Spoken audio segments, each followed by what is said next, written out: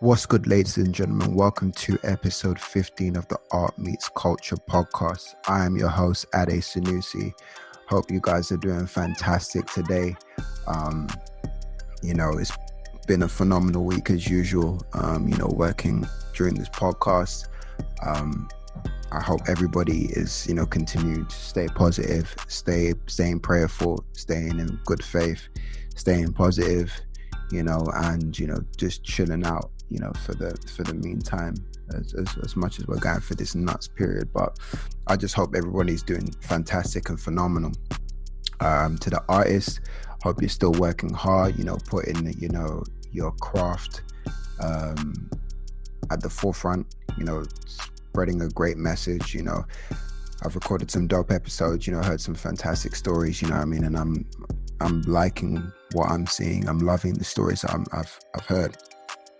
I've recorded one, today with a phenomenal artist. I'm not going to say names, he will be revealed tomorrow once we drop.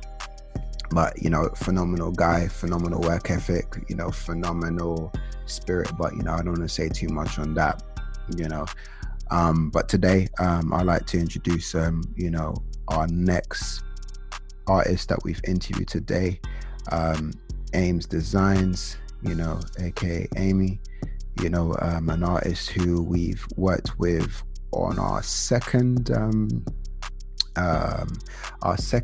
Art Meets Music, back when it was called Art Meets Music. We worked on she came and exhibited some work, all the way from the Midlands. She came down, exhibited some work and showcased with some phenomenal artists on the day.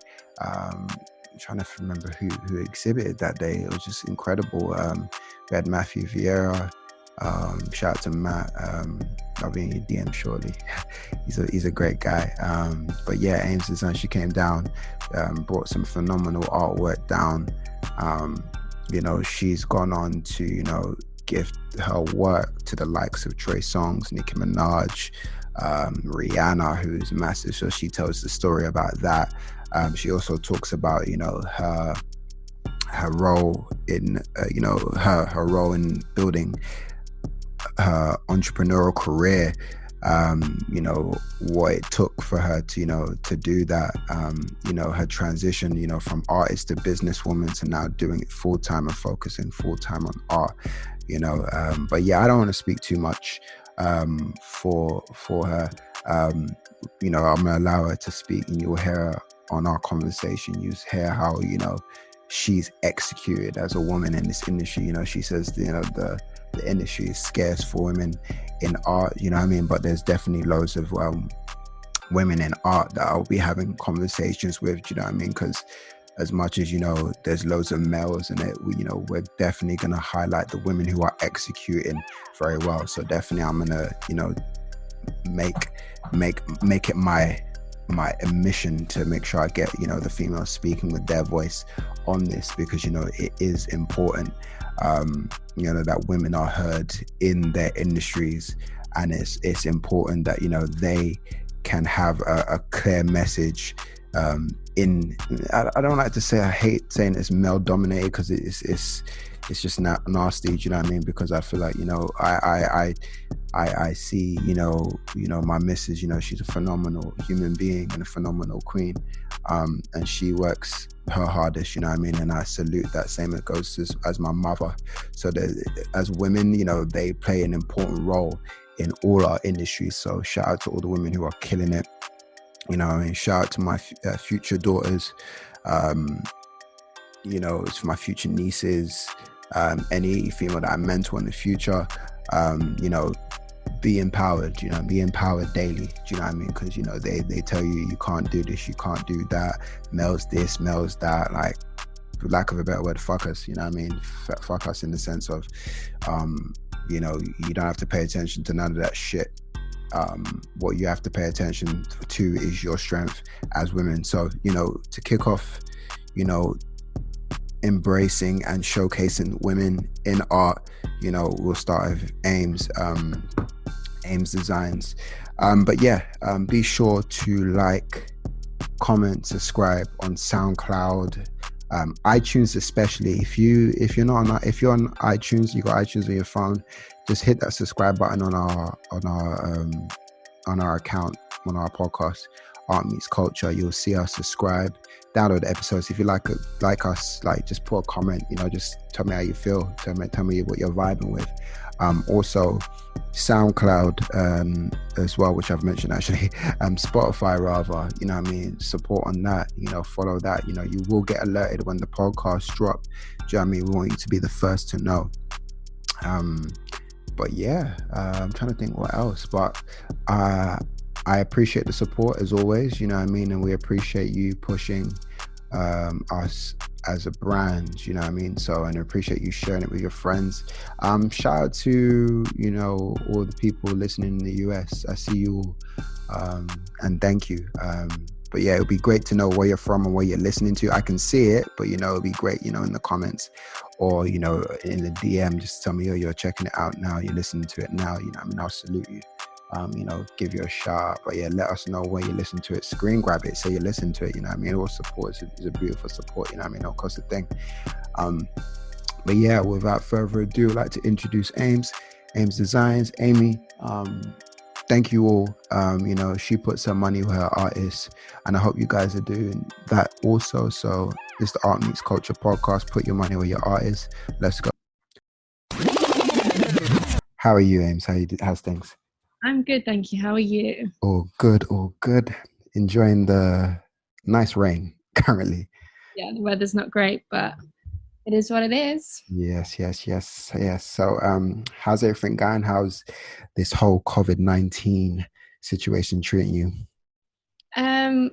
It's basically the same, other than I don't get to go to my studio, which isn't the best, but I guess it could be worse, couldn't it? Yeah. Exactly. So, tell us who you are, what you do, the whole shebang. The whole shebang. Well, I do a little bit. I'm Aymi. I'm also known as Ames Designs, and I'm 27 from the Midlands, and I currently live in London. Okay. And I'm an artist. I paint acrylics and also do drawings. It's like modern contemporary art. Amazing. So, how did you kickstart your journey in art? How did I kickstart? Wow, we're going back to 2010. So I've been doing this a long time. But I actually started I had like a project to do at college because I did graphic design, and it was to paint. I actually can't remember what the project was, but one of my final outcomes was a canvas painting, just black and white, almost like the stencil style art of Marilyn Monroe. Yeah. And I posted it on Facebook. And from there, I kind of got quite a few requests, like, can you draw like my family or my friends and my pets or whatever? And I was like, yeah, sure, just let me know. I just literally buy some canvases from Hobbycraft. I think at the time, actually, I used to go to, do you know, Denell, the shop, Denell, that used to sell canvases, and I just used to go there and get some canvases and paints, and started from that, really. Set up a little Facebook page. And that's where it started. Yeah, I mean, you've from meeting you on socials from like I think it was like 2013, 14 years, spot on. I've seen that you've utilized social media so well in everything that you do. I mean, how have you almost mastered that over the years? How have you executed certain things? It's been a bit of a crazy journey for me, actually. Like, obviously I started the artwork just through Facebook, and then I set up an Instagram in 2000, and I think it was 2012 the Instagram came in. When it didn't even have a DM button.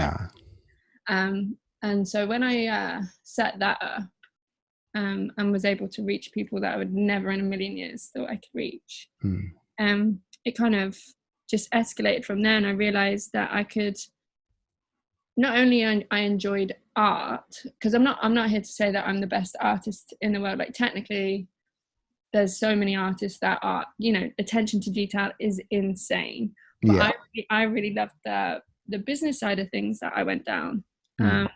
So by gaining attention through Instagram, I was able to then people wanted artwork that I wasn't able to produce quick enough or make enough of. So I ended up doing t-shirts with limited edition of my art on the t-shirts and phone cases and stuff like that, and kind of turned it into a little business.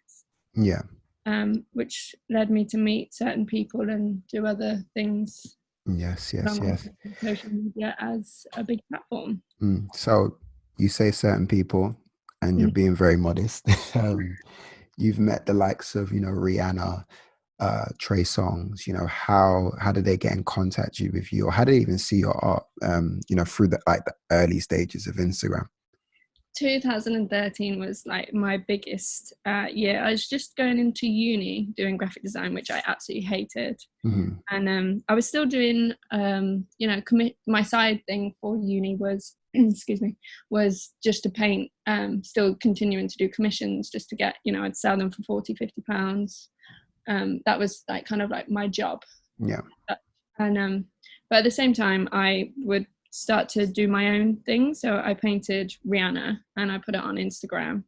And I still to this day do not know how she found me. But at this point, like, I had 200 followers. She was following like 200 people. And she literally I painted her and I put a little collage picture on Instagram, and she just wrote, "You're doper than dope," and then followed me. Amazing. And I was like, oh my God. Amazing. And I was in my uni room at that point, and I was just going a bit crazy. And then from then on, I just, just went from there. It was commissions, even more commissions. And then I actually had a collector of my artwork message me and say, I have a proposal for you. So I was like, oh, okay. What's this? And they basically said, would you like to go into business with us, and we'll help you. We'll help you go through things. So yeah, that's how it kind of started. No, that's good. That's good, because like a lot of people now, because that, even seeing that at the early stages when you were doing it, it was just like, so wow, like, right, an artist can draw something, and then a popular artist can see it, then they can meet, then relationship. Yeah, because it's kind of like, I didn't even know, but technically it's influencer marketing, but back then there was no such thing as influencer. Yeah, exactly that. So I didn't even realize what I was doing, but I guess that's what it ended up being. And the same thing happened with the Trey Songz. So I obviously was a big fan of Trey, and and I was like, oh, I'm just gonna paint him anyway. And do you know what? I'd actually painted him before, but nothing came from it. And then because of the Rihanna thing, he must have just found me from someone else reposted, because that got a lot of reposts and shares, like so many people supporting that. And then he literally came out of nowhere and just started following me, saying, oh, I love your work. And then I ended up doing a piece for him. And then he was on tour with Nicki Minaj. Oh yes. You've also met Nicki Minaj as well. And then she held up the painting as well in the show, I believe. Yeah. But he actually commissioned me to do one for Nicki 24 hours before the show. Wow. And how was that turnaround? Oh, I didn't sleep for about 60 hours, I don't think. Crazy. But it was insane, because I didn't know he was going to do that. I just thought he was going to give it to her backstage. And then when I was at the show, he was like, oh, do you mind if I take it out? I was like, pardon? Sure, go ahead. And yeah, it was so surreal, honestly. Like, I mean, I would share it every day of my life, obviously, but not everyone's as fascinated as I am. But still, I'm so thankful to them putting me on the map, kind of thing. No, that's positive. Do you know what I mean? And shout out to all like the artists who are just literally supporting like the art scene, even from the early stages of that, because it's grown into like amazing things. You're seeing with the likes of Tom, who's doing stuff for a couple of the rappers in the scene as well. So you're seeing the growth of that sort of support. So it's great to see. Yeah. I love Tom. Are you talking about Tom Fitch? Yeah. Yeah. I went to one of his, even though he's like kind of from my hometown, we'd never met before, even though we support each other on socials. And I went to his show in London not that long ago. And I was like so blown away by Instagram does not help. Like, his pieces in real life are just mind blowing. So yeah, no, he's so good. Yeah, shout out to Tom. So you did I believe it's a pop-up in Birmingham I did, in the yeah. Bullring. What was that whole setup like for you? What was your aim in terms of showcasing your work then? So that was 2015, I believe. Hmm. So that was, I had a lot of, I was mainly running my socials through my website. So I'd have my t-shirts and everything, and I was promoting that quite a lot. And so the pop-up was more just to gain a lot of, maybe try and find some new customers as Yeah. such, or Hmm. because I've never been in a gallery or anything. It was kind of, here's my, here's a chance for me to be somewhere that people can actually come and check out my stuff. Yeah. And the response was insane. Like, I met so many people. I even had someone come they came to see the photos, and his girlfriend lived in America, but his Mm. girlfriend sent him over to go check it out. And I was just like, this Amazing. is actually crazy how, because a lot of my followers are from America, Okay. probably because of, the celebrities that have supported my work. Yeah. So I guess that's where, but it was just amazing to meet people and see, and people's reaction when they actually saw my pieces in real life. Hmm. So yeah, that was good. No, that's big. That's literally, great that, you even taken that step to, even do like some, a form of solo exhibition. Do you know what I mean? Especially in Birmingham, because, the creative scene is there, but I think, this doesn't have the same infrastructures as London. Mhm. So, when you're doing something, it has to be done well, and it's always seen as spectacular when you see that sort of stuff in Birmingham. So good job on that. Thank you. Yeah. So, well, it's almost like, because you've got the years right. So we're now in 2013, 2014. I decided to take it upon myself to start an Instagram to look for artists on Instagram who are doing like dope, amazing things. Um, Mm. and I found your work, saw the amazing things you did. You know what I mean? Was the first, what it was the second Army's music. Was this show like your first London based show? Yes, Yeah. and And how was that whole entire experience for you? I really appreciate you even reaching out Mhm. today, and even back then, because that was my first proper show where I could show everything that I'd been working on. Yeah. And obviously for me, I'm from the Midlands. I'm just from a little, well, it's not little, but smallish Yeah. place called Worcester. And these are all the things that bring artists together. I believe, like, sometimes you feel like the other artists could be against you because it's a competition of who's got the better art. But I was Yeah. in it because I loved it, and I loved meeting people, and I'm forever supporting if I love it, I will support it. Mhm. And I know how hard it is to be an artist. Like, I've been doing this for 10 years. It's not easy. And especially if you want it to be like your sole thing that you're doing and you have no other job, it's hard. So you need the support. And that whole experience, I met so many new people there. Mm.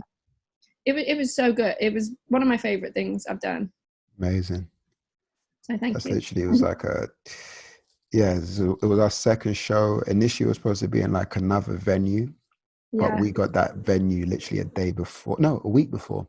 yeah, it was like a last minute. I remember it Yeah, it being was just, so last minute. And I was like, how do I tell these artists to come here now? Figure out their parking and everything like that. So yeah, we made it happen in the end, and it was, they had some great feedback, and I met all the artists who, were popular on Instagram. So that was a positive thing. Um, and then you did, rather, because I said guys, it's the whole art community. There was another show called Insta Art, um, that featured, yourself, Mark, Batul. How was that show as well? Was it an expansion, of more London shows that you were doing? yeah. So that was art. That was just off Brick Lane, and I was Mm. again super excited about that. But that was just something that we all put together. There was none of us are like event people or, but that again, that was just a very stressful. But the place wasn't even painted the day we got there, so we Oh were. man. I know, we were like, how is this going to work out? But Mm. again, it was just so good, and it's just all about meeting people and bringing up the conversation of art and people seeing. seeing it in person, because it's just a completely different experience. And I'm all about online, because that I am actually all about online stuff, but it's just good to be able to see things in person and meet the people, because I'm sure the assumptions of certain artists or people, or even of me, is completely different to what it actually is when you meet the person or speak to the person properly. Mm-hmm. So it gives you that as well. Yeah. So now you're now like, why I cast you as, because it's like there's many artists who take their craft by their own hands and become this entrepreneur. But you sound like this is something you like, being an entrepreneur, selling, building businesses, building structures around yourself where, essentially make money from what you love. What have been your challenges, as a businesswoman in this industry, and the whole of the business industry as a whole? So it's very challenging, just first of all being a female. I mean, I don't normally pick up on it either, but if I don't know if you've noticed, but I was thinking about this earlier, there's not actually that many female artists that like, compared to the amount of guys that are doing it, that put themselves out there. It is hard, but I don't believe it's a big obstacle, but the obstacles that I have experienced is just trying to keep that income coming. So obviously I started up another business, Whizboard, which I did through social media. And I also did that with my old business partner that I had through my art. And that didn't end very well, which left me in a very, very, very bad place. I think you mentioned it not a few times. I've had a little story about it. You put it out there. You know what I mean? If you don't mind sharing, or is this behind you completely? Yeah, I mean, I've always wanted to share my full story, but never have, because I've always just been about, okay, shit's happened. Let's just move on. Let's just find the next thing. But with the Whizboard thing, they're the two wheel self balance boards, and it was obviously. I can never ride those things. Sorry to cut you. Those things, I can never ride them. They're the worst. They're the worst. They're so dangerous. Yeah. But yeah. I created this brand. My brother did the branding, and the rest of us, we all just worked together to get these products, and made sure that it was the proper deal. And then again, I just sold it through socials. I just would plug, do some memes and stuff, and then we ended up getting some pretty big names on the board. Brooklyn Beckham, the Vamps wanted the Whizboards in their video, so best in your love. And then we got big orders from Costco, which meant, this was a big business. We all knew it went forever, but it was big. But unfortunately, my business partners at the time just decided to get up and run away. Wow. But it was all put through, all put through my business. At the time I was 22, so I had no idea really how much was on my name and what I had to fix that left. I still haven't spoken to them to this day. And I don't think I ever will. I have no hate towards them, because they actually taught me a lot. Yeah. I think, when you've had absolutely everything that you've ever built. So I think if I was 23, so I'd been building it for a good few years, and it was through Ames Designs. I felt like my whole business and everything that I've been doing for the past 5 years was all for nothing.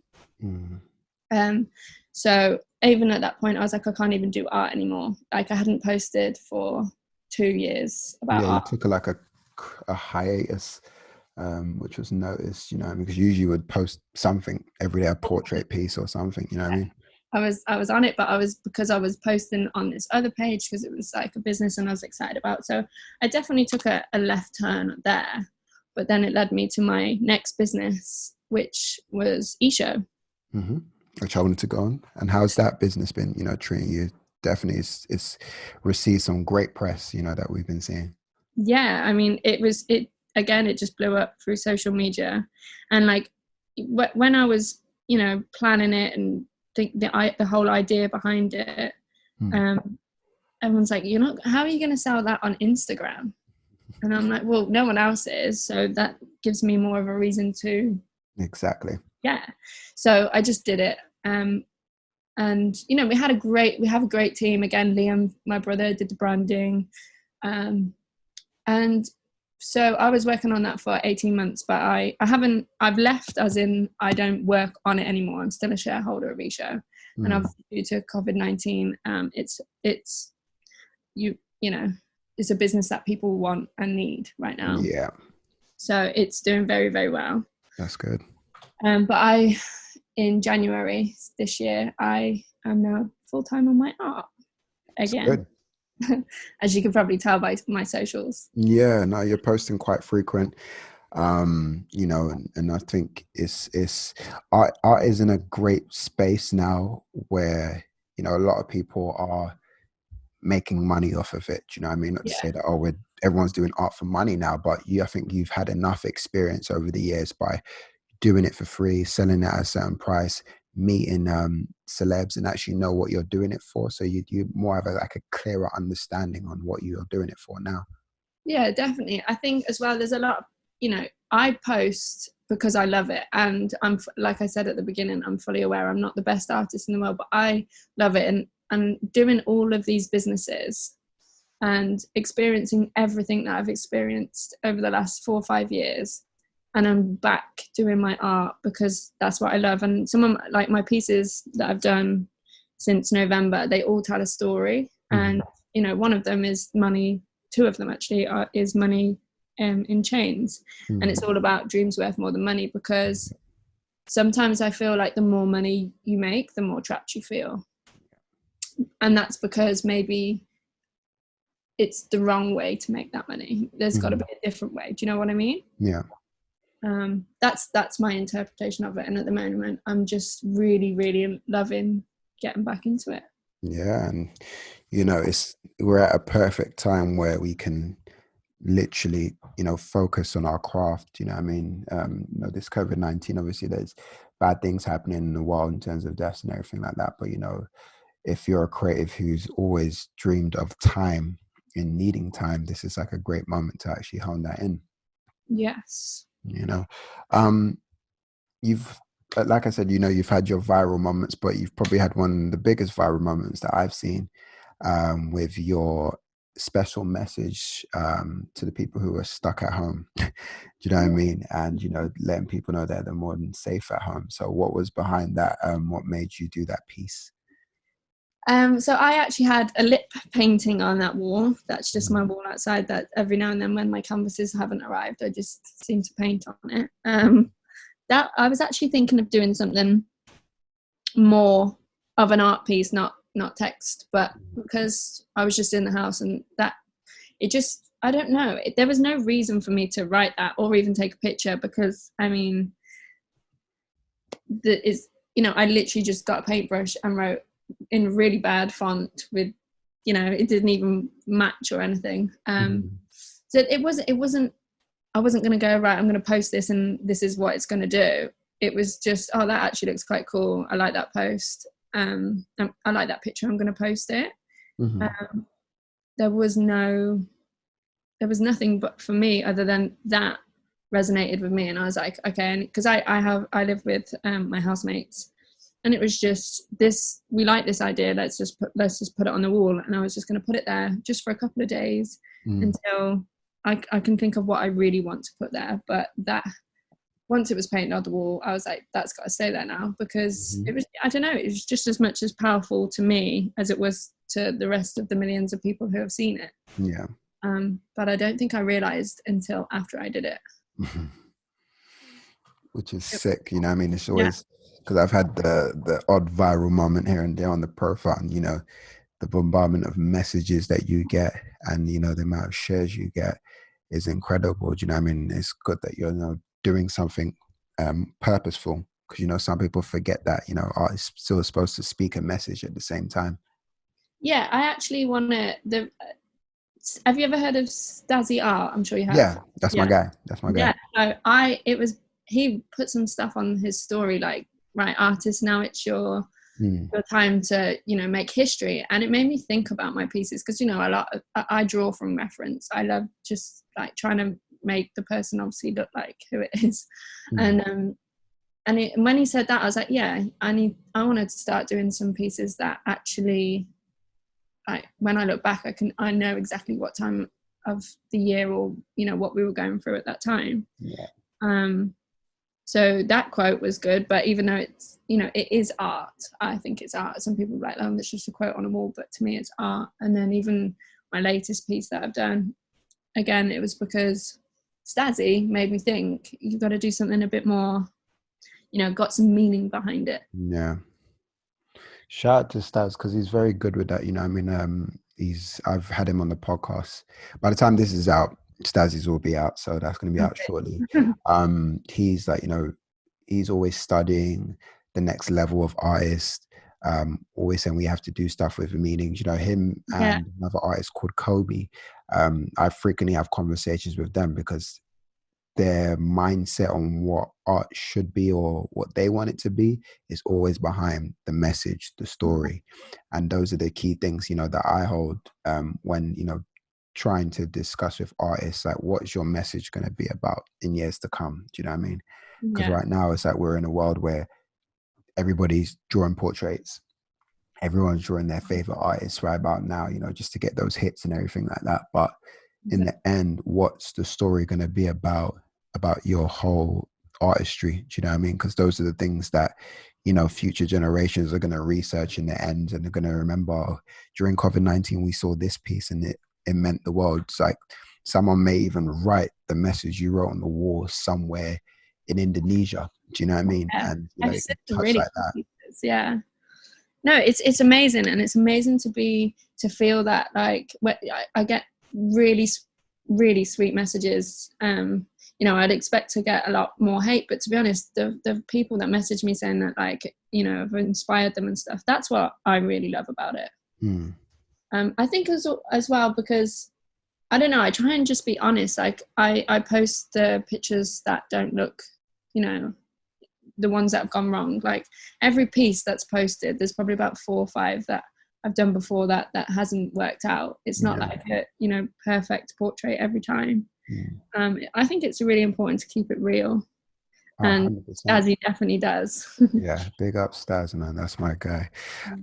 So you're from the Midlands. Yes. You know, every time I talk with an artist, and, you know, they always say that London's like the place to make it, which I don't realize because I'm from London. But for people in the Midlands, well, apart from the obvious, everything's here, but, you know, why has London been like the holy grail of making it? Or do you see it as an opposite thing, as I have the internet, I can make it anywhere? Yeah, so obviously I live in London now, so it's crazy you say that, because it has always been my dream. And I don't know whether that's because you're right, people say you've got to go to London to make it, or that's where it's all at. And maybe that is why it was my dream to move to London. But the real reason I moved to London 2 years ago was for my business, because the warehouse was here. But then to get a studio here was a huge dream of mine, which I now have, which is amazing. And I'm kind of sad that I don't get to go to it now, but it is what it is. I think what it is about London, it's definitely hard to keep yourself afloat here. Like, I don't understand the prices, but it is, you know. But I think, you know when someone's got a show on, you can just go. It is where it's all at. Yeah, I do agree with that, and I actually don't want to move back home. Okay. I feel like London is the even if it's just for a few more years. But it's, you know, it's the mindset people are in down here. Like, everyone is wanting more for themselves, or not even that, they can see that there is more for them, you know. And things are more, you've got the people around you that want to build with you as well. They're not just okay, this is my life and this is what I'm going to do for the next 30 years. Mm. I just find it a lot more inspiring to be down here. Yeah. And what can, like, people in the Midlands can learn, from, you know, I say it like it sounds like a hierarchy thing. People like us in London, what can they learn? Do you know what I mean? But like, what can, people outside of London, what can they learn, to improve, structures for creatives such as yourself or anybody else who's out there? I think you're right, because when you said it, no, we've got the internet, we can do it from anywhere. I think what London brings is almost like a sense of community. Like there's always events, there's always something going on. Whereas, so it'd be good if, like, say if I was still in the Midlands, I'd be loving to just keep putting on events and more stuff like that. And the support, I feel, here is a lot more real because people are in the same boat as you, and we know how important it is to have that support. And you're not in competition with anyone. I feel like at home I always felt like people, I don't really know. Because I've had conversations, people who are from outside London, and it's like the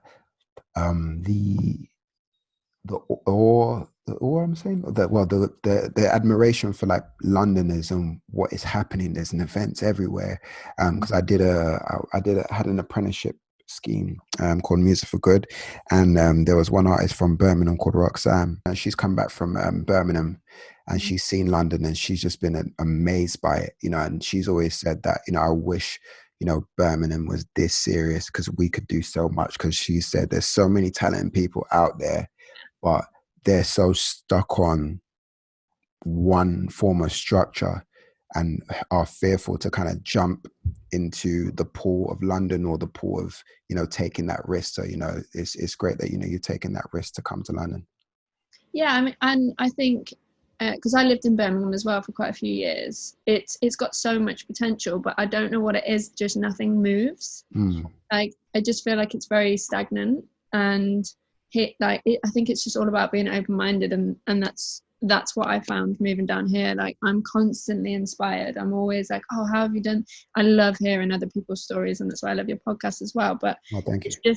It's like, it's no shade to Birmingham either, because I was there for years and I stayed stagnant, and I can't even explain it. I think it's just things happen in London, things don't.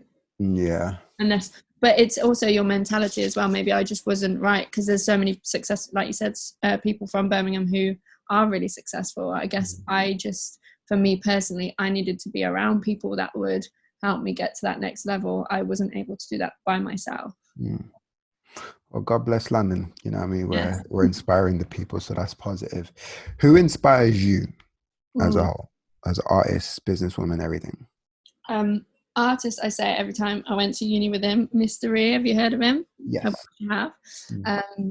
He's absolutely killing it right now. But I just love how he's so quiet but yet so powerful, and everything he does with his 3D motion, his Instagram MREGFX, I think it is. I love him, and he's always inspired me. Yeah, he's sick. Tom Fitch is another level, because I feel when I first started seeing his artwork to what it is now, I'm like, wow. Yeah, he's great. Like, yeah, he is insane. Sue Tai, have you ever heard of her? I can't even speak to her. No, I'm going to definitely check her. She lives in America, I believe, but okay. She's absolutely killing it in the art game. Absolutely killing it. So they would be my top 3 right now. And then business-wise? Business-wise, so I'm going to go for females here, because Connor Walker, she's founder of House of CB. Okay. And that's a big brand. That's a massive That's brand. a big brand, and she's from the UK. I think she's only like 26. Crazy. Absolutely killing it. She's a proper boss babe. Emily Wyeth, and she owns Glossier. All these girls, females, women, they all just, I love hearing about their story, and they've all shared their story from virtually nothing to what they are today, and that's what I love. I love the hustle of it all. Yeah. And you definitely, put a lot of hustle in your craft, in your work and everything you've done, that even, led you to, doing something with the Hustler 50 Cent with the effing vodka. Oh yeah. How was that collaboration, with 50? So that actually didn't, he just really liked my design and then reposted it on his thing. Nothing actually came from it. But I think even that, just to have 50 Cent say, "You ain't no joke, girl, let's fire," is pretty cool. So that, all these things, even if nothing comes from it, just gives you that next level, right? What can I do next? How can I, people love your stuff, so you just got to keep going. Yeah. But I am currently doing a Belair collab, which with Rick Ross and his sparkling wine, Yes. which Beautiful wine. hopefully I'll be releasing that very soon. But yeah, no, I'm excited about that one. Yeah. How do you find brand collaborations as an artist? Like, what's that like for you? So as because I've worked as the brand, trying to work with influencers, it's really good to see things from both sides, because now I'm back into the Ames Designs page.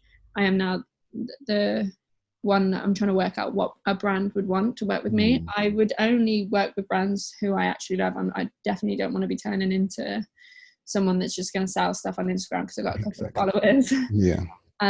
But if I would love, all my collaborations would be just to, if the brand wants to put my art or something that we can work on together, that's my kind of collab, rather than just sending me stuff to post it.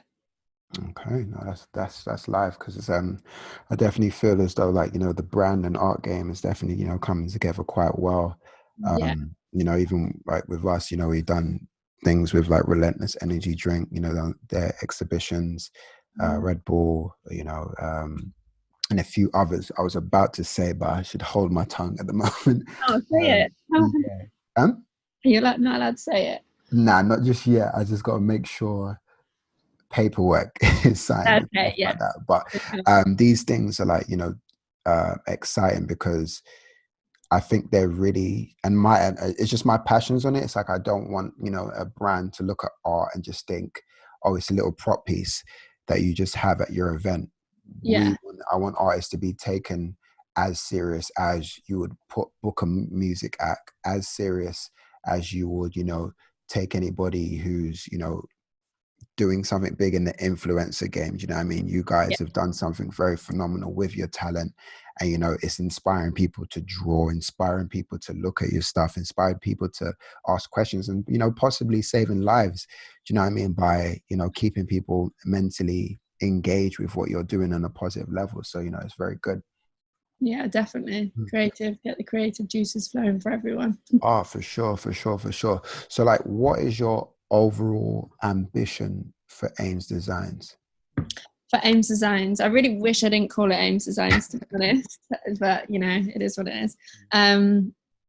My overall, so I'm very business now. Like my passion is art, but all these years that I've been doing these businesses that I've absolutely loved building has kind of led me in a way to build a business but around my passion now, which is what I'm working on. And again, I don't really want to say it yet, but We gotta keep our secrets. We gotta keep them. yeah. But hopefully, in a couple of months, when I've worked and there's something for you guys to see, that I hope that you'll love it. But for now, it's just I'm going to continue doing what I'm doing, because it's basically what I love, and the fact that other people love it is just a blessing for me. There's no, for Ames Designs, it's not that I don't think I'll be doing, to be fair, I wouldn't mind to do some shows, because that's what I've really missed, is doing collaborative shows with people and just meeting people and new people and seeing their artwork. I'd like to do some more fun stuff like that. But Yeah, we got you on the next one, don't worry. Okay. We literally can't wait to do a show again, but don't worry, we've got you on the next one. That's going to be a good one after COVID. And just more collabs, like with companies that I do love, and just to continue to be creative for Ames Designs, and have my, I say side hustle of the other job, but I believe it could be my my thing, which I hope, as it's a very art based business, so I hope that you guys will love it too. Oh, definitely, most definitely. So you've been in the game 10 years. Too long, it makes me feel Yeah. so old. Now you say, take the OG status, because, a lot of people, are coming into the game right now and wanting things very fast. And, even for them, even right now, to hear your story and the ups and downs that you've been through, what would be, and I never like to number these, but I'm going to say, what would be the 3 pieces of advice you would give to an up and comer who's coming in this game in art and business? Don't post it because you think that's what other people will like. It's got to be from you. And you know what? If no one likes it, then that's fine. You've got to stay authentic to yourself. It's another one is, if you do get big, don't think that's it, you've made it, because the next day you've just got to do better. It literally never stops. I thought with the Rihanna thing, oh my God, my life's made. It definitely put me on the map, but it definitely just, makes you think, what do I've got to do something next. You can't just, sit on that one thing. And the third piece of advice would be, you really have to love it, because it gets really hard. And if you don't love it, you'll give up before you've even got to 2-month stage. Exactly. No, that's spot on advice. Thank you so much, for coming on board, having a chat, do you know what I mean? And, sharing your stories, you know what I mean? It's great to, hear what you've been through for the past couple of years, and the positive things that have come out of it as well. So thank you so much. Oh, thank you for having me. Yeah. And could you drop us your socials and everything like that? Yes, it's at Ayms Designs, spelled AYMS Designs. And that's across all the socials. Amazing. So Thank you so much. No, you're welcome. All right, take care. You too, bye.